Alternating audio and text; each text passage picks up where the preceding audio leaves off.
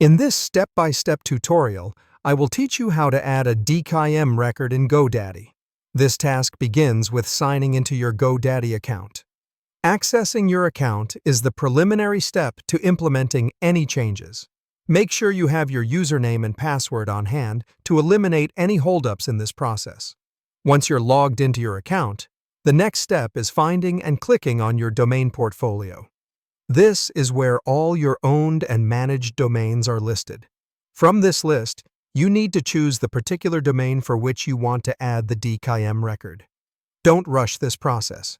Make sure you're choosing the correct domain to avoid any potential issues down the line. After you've selected the correct domain, you should scroll down to locate the option for Domain Settings.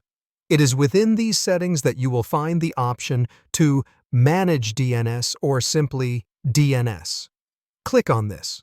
Doing so will open up a page where you can add, delete, or modify records associated with your domain. On this page, you will see a button that says Add New Record. Click on this to bring up the settings for the new record you're about to create. Here, you're going to need some specific information from your email provider, so keep that information handy. Now it's time to fill in the details for your new record.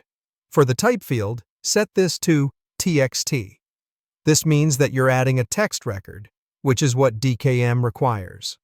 For the name field, enter the name value given by your email provider. This can sometimes be a string that starts with a term called a selector. For example, selector1 domain key. This is another piece of information provided by your email service, so make sure you have it exactly as given. Next up is the value field. In this field, paste your full DKIM key. Be careful while pasting, ensuring that there are no extra spaces or line breaks in the data you just pasted, as this could cause issues with the validity of the record. We're almost at the end. Leave the TTL, also known as time to live, setting at the default option. This simply defines how long your record will be cached by resolving name servers and browsers.